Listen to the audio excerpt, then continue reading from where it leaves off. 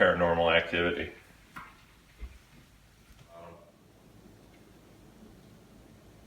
Unless it's haunted too. Very fitting for Halloween.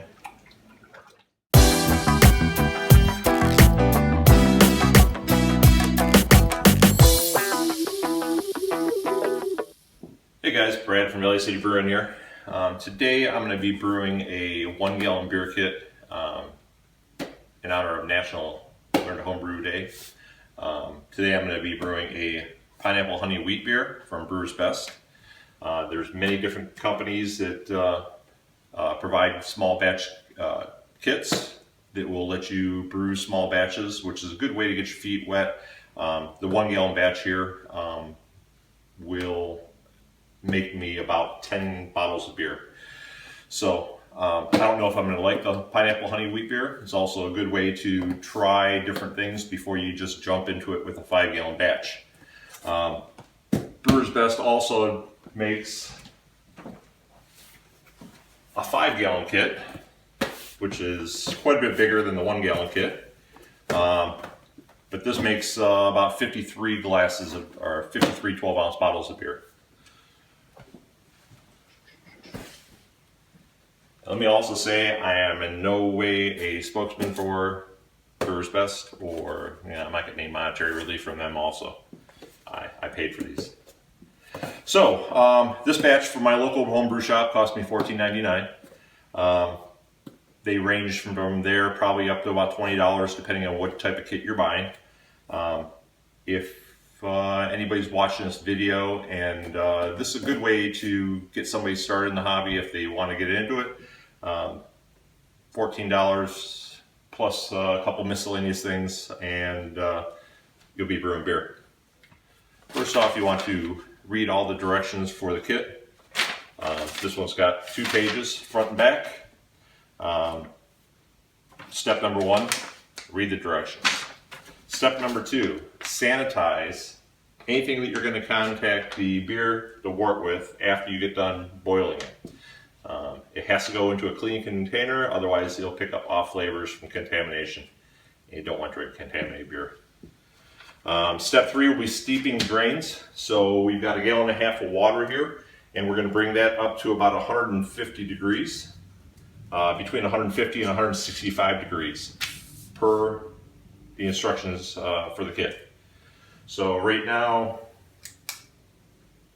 we're at about 92 degrees. This just has maybe about another 10 minutes or so until it comes up to temperature. But we'll cut here and I'll be back as soon as we are ready to add the steeping grains. Step 1, get yourself a little bowl. Inside the kit, they're going to have a little muslin bag. What you want to do is get your front thumbs into there. You want to open that up. Get your fingers down the bottom. Put it inside the bag, inside the bowl. And then get the outside over the outside of the bowl. This is the easiest way I found to put the grains into the bag. So then you want to grab your bag of grains.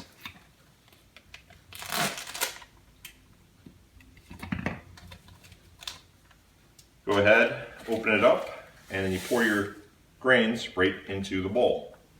So now we have all our grains into the bowl. So when you pick up that little bag of grains, everything is in the bag of grains. You have virtually no dust left over inside here at all. So inside the box, we have a muslin bag, and I've already put the specialty grains inside the bag. We've got a pound of dry malt. This is wheat dried malt. We have 6 grams of Willamette hops. We have some Saft Brew WB06 wheat dry yeast.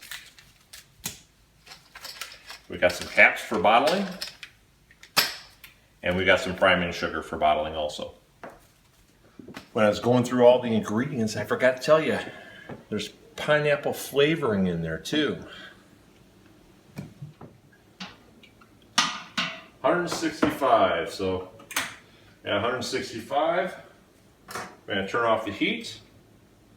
We're going to throw our specialty grains into here. It has a loose knot tied in the top. And we're going to let that steep. And that's going to be in there for the next 20 minutes. So we'll start the timer on and get that going. So we'll be back in 20 minutes and we'll progress with the next step. And speaking of getting 10 bottles ready for the whole batch of beer and all, should probably get started on that. So grab a New Belgium Ranger beer. It's an India Pale Ale.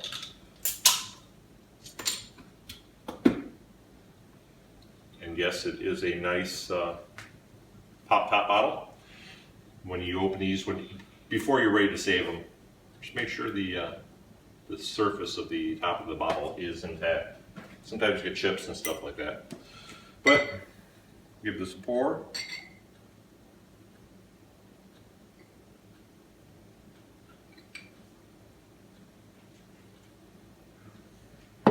While you're brewing, you might as well have a beer.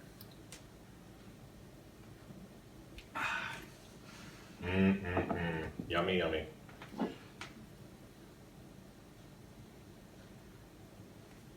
I'll have a video coming up how to get these labels off without even trying to scrub at them, peel at them, or anything like that.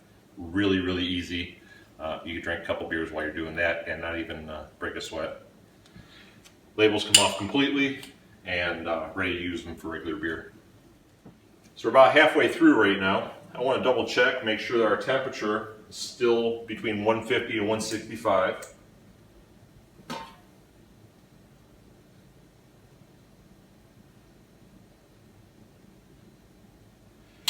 And we're a little bit hot, about 170, so we're going to go ahead and take that off the heat.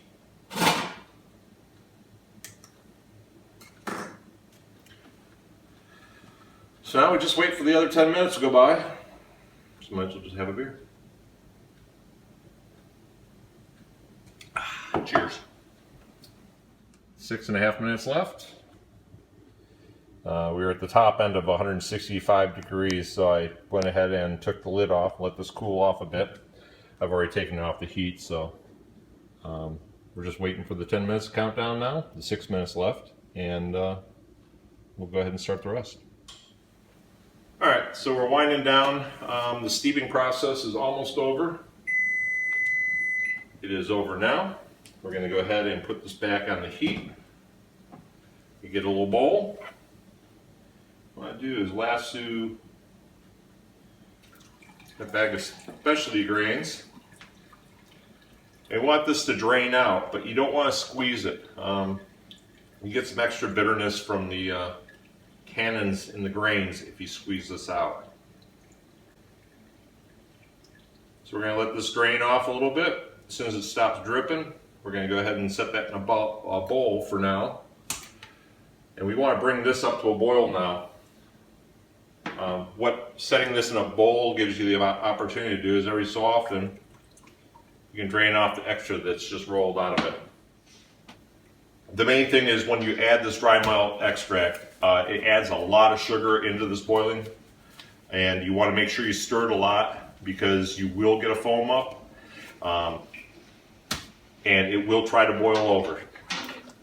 I'm not sure if it will in this pot because I'm probably only at a gallon and a half. I'm probably a gallon and a half out of 3 gallon pot, so I'm half full.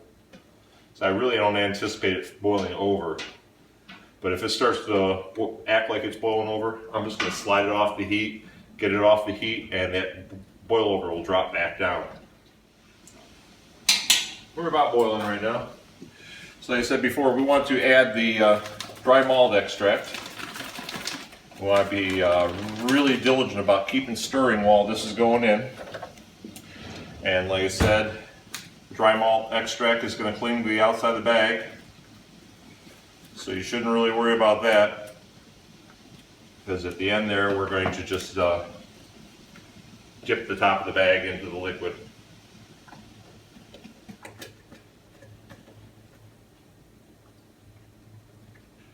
So as soon as we add that, it's going to start frothing.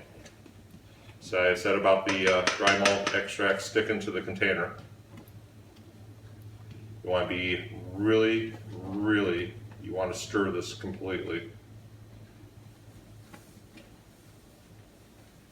Because this stuff will stick to everything. Okay, so now we got the bag empty, pretty much. I said dip the tip of the bag in there to get all that stuff off the edge of it. And now we're ready to bring this up to the first boil. Okay, color on this is changed to a whitish tan color. That's with all this dry malt extract going in there. Now we're going to stir this until after the hot break happens. That's where it starts boiling. It's going to want to boil over at that point also. Like I said, we're going to slide this over to the side as we come up to boil to make sure that we don't boil over. This is very sweet liquid at this point, almost like making candy. So as soon as we get to a boil and it's no longer frothing, because this has got a lot of that froth on top of here, then we can add our hops, the first addition of hops. As you can see, I don't know if you can see it from there, but it's starting to rise up, that foam. And we're going to pull this off the heat here in a second. Otherwise, all that foam is going to come out. So we have the burner on. We'll slide it right back over on the burner and kick it back in the boil. And probably do this 2-3 times until that hot break occurs.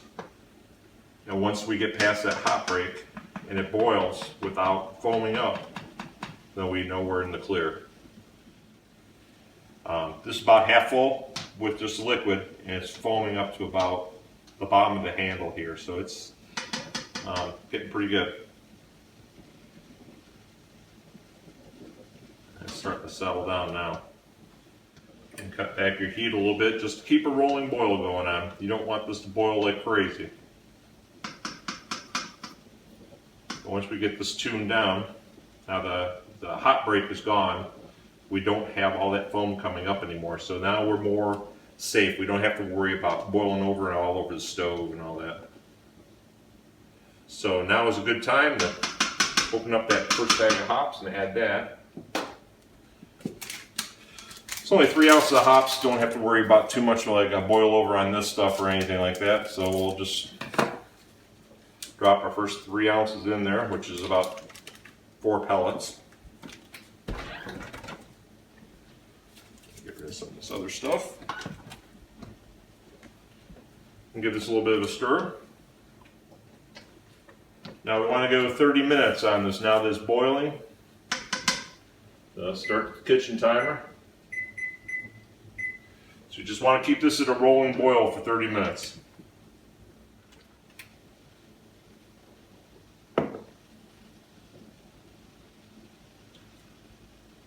So our bucket that we're going to, or the container we're going to ferment that in, is this one right here. I've already washed this. This is very clean. Just want to sanitize it. So we're going to put some sanitizer in here. We're going to slosh it around. It's a contact sanitizer. So out of a 3-gallon bottle, probably going to have to add maybe a gallon and a half. Slosh this around real well, make sure it's sanitized. Then we'll dump the sanitizer into a bucket. Anything that touches the beer from that point on is going to go in the sanitizer before we do anything with it. At the point where we start chilling this down in the sink. So the way we're going to chill this down is it's only a gallon and a half batch. We're going to go ahead and we're going to put that in the sink in an ice bath. So what I'll do is I'll fill the sink up with water. We'll put this in there and we'll put ice around it. Real important, nothing from the sink will come in contact with the contents of this container. So you're going to want to get this from here into here without pouring, because if you had water on the outside of this and you pour it in, the water can trail down in there and that has anything that the sink has inside of it. Don't want that.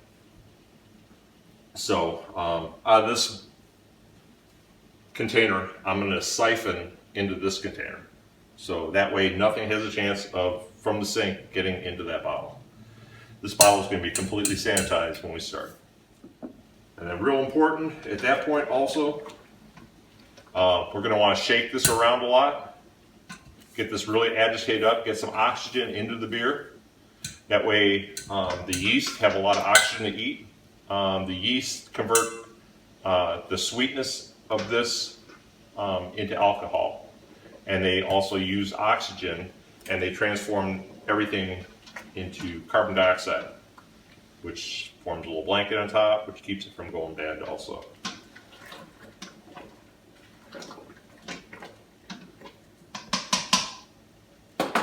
So let's let this boil for another 27 minutes. We'll come back, we'll add the next hop addition, and then we're going to wait another 30 minutes, put it in an ice bath, get it into the fermenter, and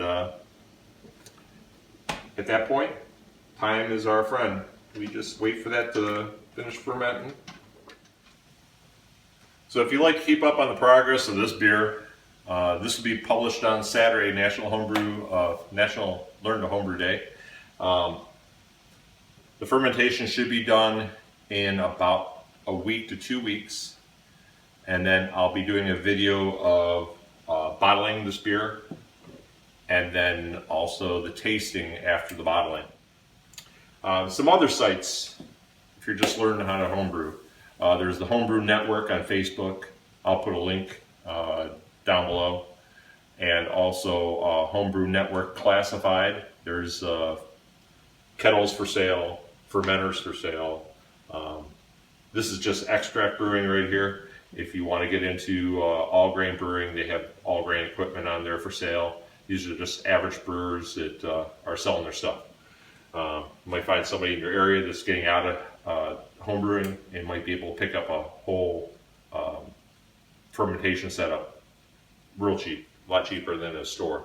Otherwise, you can go to your local homebrew shop, and most homebrew shops will have a complete homebrewing setup in a box. Come with a capper, come with primary and secondary fermenter, airlocks, tubing, everything you need to get started. And that's just for extract. They also have kits for the all grain also, with the mash tuns and burners, fermenters, you name it. The sky's the limit. So most of your homebrew shops will have a club attached with them, or a club with the homebrew shop. The guys that normally go there, they have a club they sign up for, and they have little learn to homebrew sessions and all sorts of different things. But yeah, support your local homebrew shop. If you don't have a local homebrew shop around, there's Amazon, or there's any of the big home brewery stores online. Some people use bleach to clean their fermenters and stuff like that. I use a product called Star Sand. With this, I think it's about 15 milliliters. We'll do a 2.5 gallon batch. 30 milliliters will do a 5 gallon batch. Fill a 5 gallon bucket full of sanitizing solution that you can sanitize. I've already made up about 15 milliliters of sanitizing solution to about 1.5 gallons, 2 gallons of water, which is my fermenter right here. You can see it's got the sanitization solution in the bottom, and it's got this foam on top of it. This foam is the sanitizing solution foaming up. The foam doesn't bother you at all. You can taste it. It has no taste at all. It's an acid type solution. It just sanitizes your bottle or any of your devices just by contact. So when I get done with this, I'll pour this off. Any foam that's left in the bottle will not hurt the beer whatsoever. It's a no-rinse sanitizer. So here's something else I'll do. I've got the sanitizer inside the bottle here. I give this a few swashes around. Now everything with this bottle right now is sanitized from here to the bottom on the inside. Now I'm going to use this to sanitize any utensils or anything like that I touch into the beer after it's cooling down. And also I'll put this in the airlock in the fermenter to provide a block between outside air and inside air. So what I do at this point is I'll pour this into a bucket, and as it's pouring in, when this bottle gets about almost empty, I'll let that drop down into the liquid. Now the first top of this much of the bottle on the outside is also sanitized. So this is a really, really easy way to make sure everything is sanitized in that bottle. The whole inside of the bottle right now is sanitized, and then about half of the outside of the bottle will be. Okay, so sanitize the bottle, sanitize the inside, sanitize the outside. I've got an airlock here, and also the bung that I'm going to use on the top of the bottle.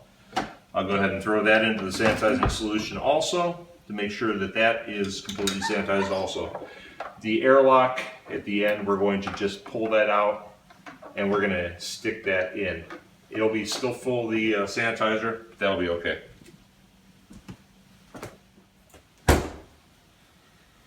Let's have us another. This one is New Belgium Slow Ride Session IPA.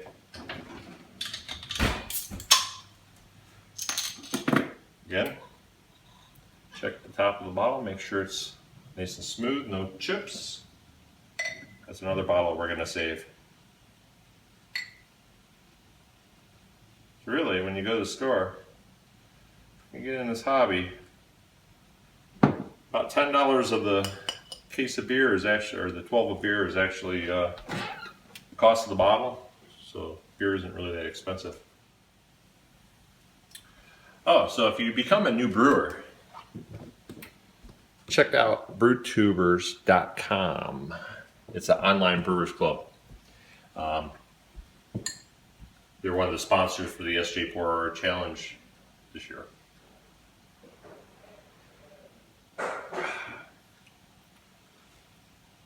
Alright, so we're coming down to the end of the 30 minutes, and we're going to add the second addition of hops.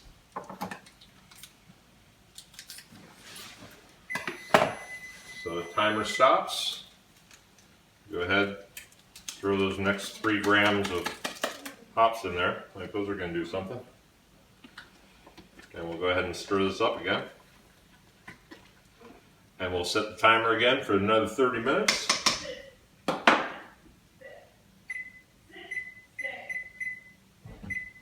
And in 30 minutes, we'll start chilling it down. New Belgium Fat Tire Amber Ale. So a couple things to remember. Make sure you have lots of beer on hand while you're brewing.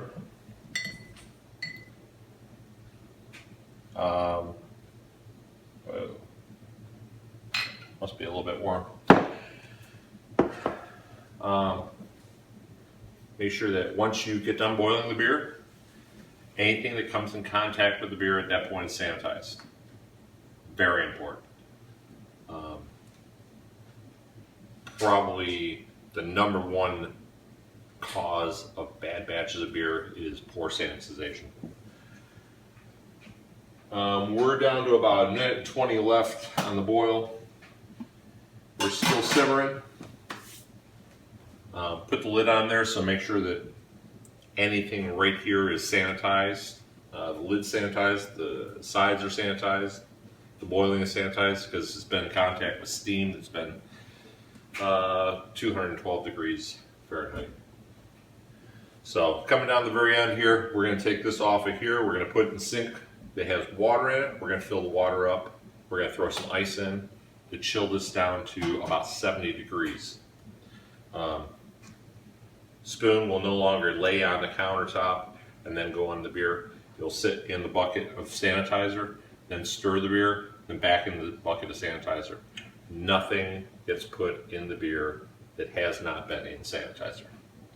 The hose that we're going to transfer the beer from this container into the fermenter will have been in sanitizer first. So nothing touches this beer that has not been sanitized. Very important. Most important thing of the whole process. So, coming down to 0 here. We already got the heat turned off. We're still boiling. And that's it. Let's get this into some water.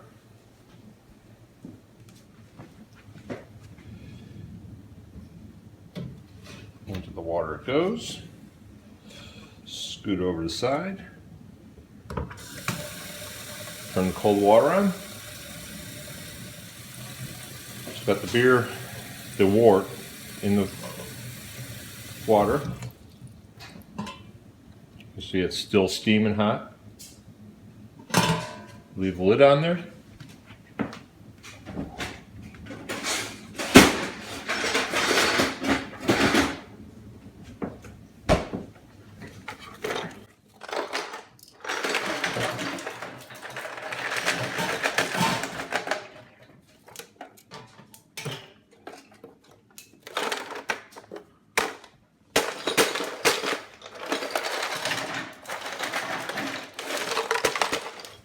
And periodically we'll take temperature readings of the beer until it gets down to 70 degrees. Then we'll pull it out of the ice bath, and then we're going to rack that over into the fermenter. So we'll be right back. Got our beer chilled down to 70 degrees, and we're going to rack it over into the fermenter. And now we're having a skinny dip beer. It just says beer. That kind of scares me.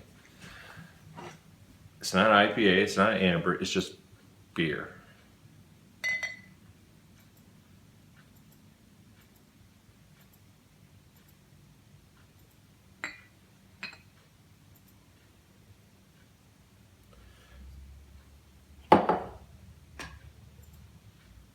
It's beer.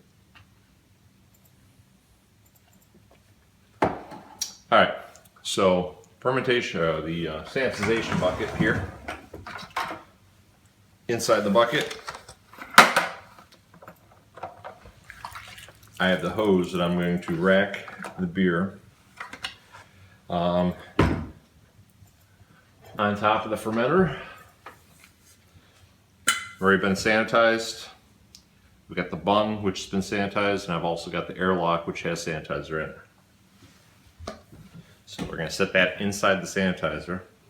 See if we can get any more of this to pour out.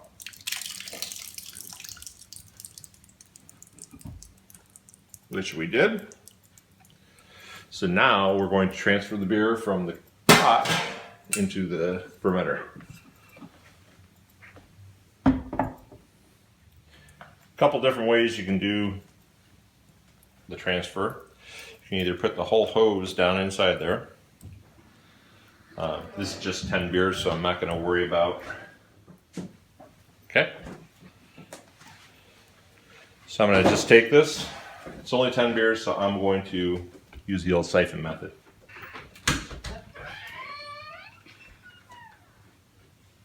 Okay, so just start off a siphon.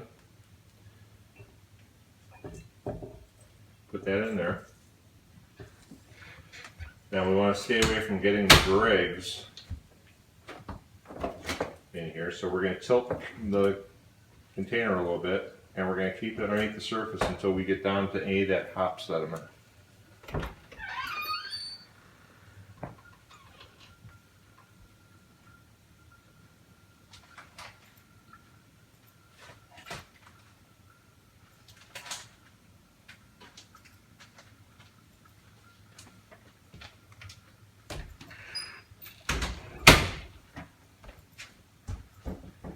Once we get down to the hop sediment, which is right about the 1 gallon mark,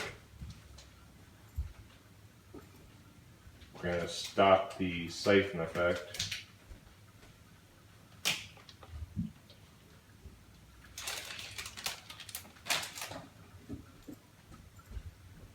If you get a little bit of sediment inside the fermenter, it's really no big deal. You're going to rack all this stuff off one more time.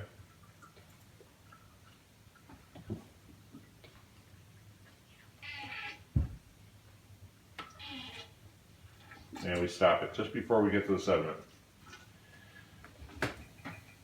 So, this tube will set in the sink, and we'll rinse that out. So here's your gallon to a gallon and a half of the beer. And it says to add a teaspoon of the yeast.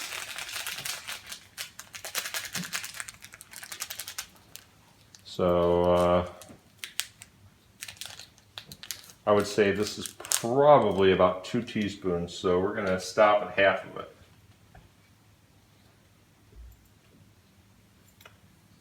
So we'll go ahead and pour that in.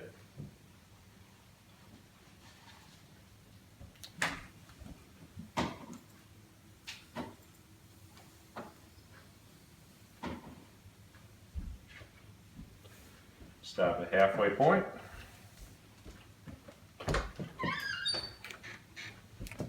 I don't know why, because I probably will never use it again for anything else.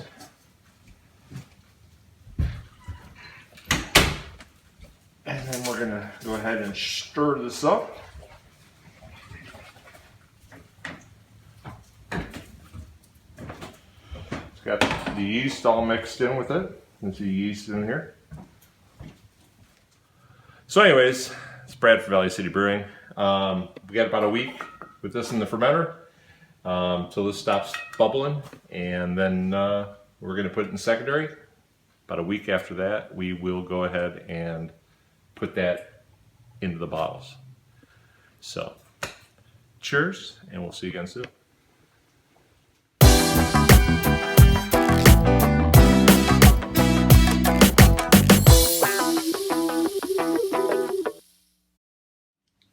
Cheers. And you can do a fade on that, and that will look precise. That would look so cool. I did that perfectly.